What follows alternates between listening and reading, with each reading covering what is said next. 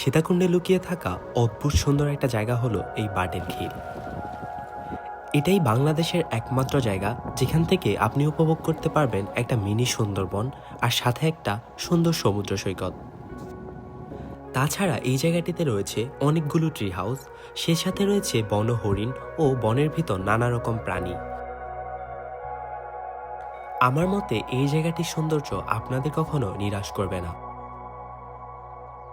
চলুন তাহলে আজ আপনাদেরকে নিয়ে যাই বাটের খিল সমুদ্র সৈকত ও মিনি সুন্দরবনে। প্রথমে বাংলাদেশের যে কোনো প্রান্ত থেকে সীতাকুণ্ডে চলে আসবেন। আমি ঢাকা থেকে চিটাগং মেল ট্রেনে করে চলে আসি সীতাকুণ্ড, আর ভাড়া নিয়েছিল 135 টাকা। সীতাকুণ্ড বাজারে এসে একটা হোটেল থেকে ব্রেকফাস্ট করে নেই।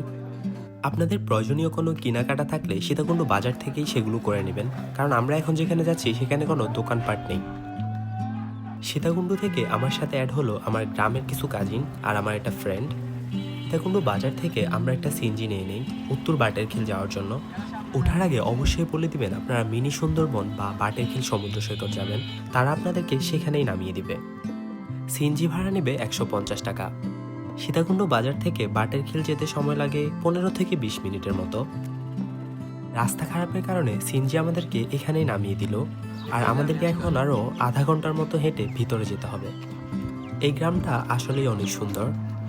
প্রচুর পরিমাণে খেজুর গাছ আর বড়ই গাছ আছে, আপনারা চাইলে তাদের থেকে খেজুরের রসও খেতে পারবেন, আবার বললে তারা বড়িও খাওয়ায়।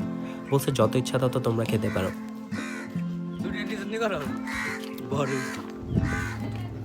বর্ষাকালে নাকি এই জায়গাটাতে প্রচুর পরিমাণে কাদা থাকে, যদিও এখন শুকনা। অবশেষে পৌঁছে গেলাম সেই বাটের খিল মিনি সুন্দরবনে, আর এই বনটা পেরোলেই হচ্ছে সমুদ্র সৈকত।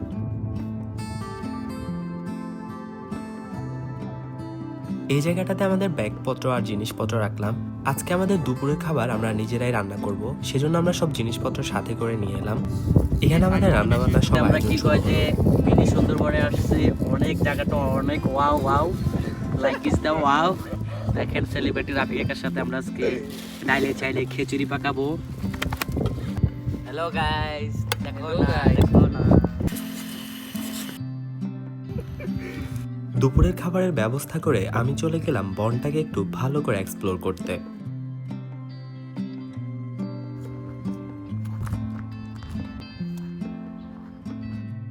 হাঁটতে হাঁটতে এত ভিতরে চলে আসছি, এখন আমি যে আবার ব্যাগ কোথায় রাখছি ওইটাই খুঁজে পাচ্ছি না। এই জায়গাটাতে অনেকগুলো ট্রি হাউস পেয়ে যাবেন, যেগুলো বেসিক্যালি এখানে জেলেরা বানাইছে তারা রেস্ট নেওয়ার জন্য। তারপর আমরা সবাই মিলে আমাদের রান্না করা সেই দুপুরের খাবারটা খাই। যদিও এটা মোটামুটি মজা হয়েছে, তেমন খারাপও হয় নাই। দুপুরের খাবার খেয়ে আমরা যে যার মতো এক একটা ট্রি হাউসে উঠে রেস্ট নিতে থাকি। আমি এই ট্রি হাউসটাতে উঠে অনেকক্ষণ রেস্ট নিই।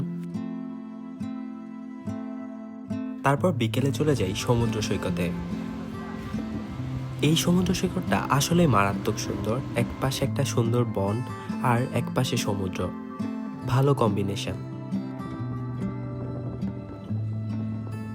এই ছোট খালটার ওই পাশে আমরা দুটো হরিণ দেখছিলাম, কিন্তু সেগুলো ক্যামেরায় ক্যাপচার করা সম্ভব হয়নি, তার আগেই তারা চলে গেছে।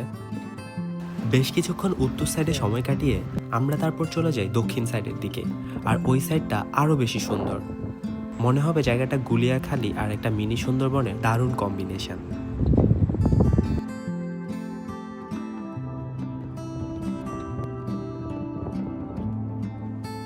আপনারা যারাই এখানে আসেন এই দুইটা সাইডই ভালো করে ঘুরবেন, কারণ দুটোটা সাইডই দুই রকম সুন্দর। বিকেলের অনেকটা সময় আমি এই সাইডটাতে কাটিয়ে দিই।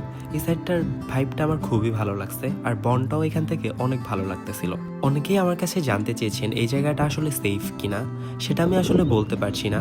তবে আমি আপনাদেরকে সাজেস্ট করবো আপনারা একটা বড় গ্রুপ নিয়ে আসার জন্য, কারণ এই জায়গাটা একদম নিরিবিলি, কোন সময় কি হয়ে যায় আসলে বলা যায় না। তারপর আমাদের সাথে সব ময়লা আবর্জনা সব প্যাকিং করে সেগুলো সাথে নিয়ে আমরা আবার রওনা দিই সীতাকুণ্ডের উদ্দেশ্যে। ফেরার পথে সিএনজি পাওয়া কিছুটা টাফ, সো আপনারা যেই সিএনজিতে করে আসবেন তার নাম্বার নিয়ে রাখবেন, সেই আপনাদেরকে রিসিভ করে নিয়ে যাবে। এখানের মানুষজন খুবই ভালো, তারা কেউ আমাদেরকে টমেটো খাওয়াইলো, কেউ বড়ই খাওয়াইলো, কেউ আবার খেজুরের রসও দিল। খুবই ফ্রেন্ডলি জায়গাটা। আর এরকম একটা ট্রিপে আপনাদের খরচ হতে পারে 700 থেকে 1000 টাকার মতো, যদি ভালোভাবে প্ল্যান করে আসেন। ধন্যবাদ সবাইকে।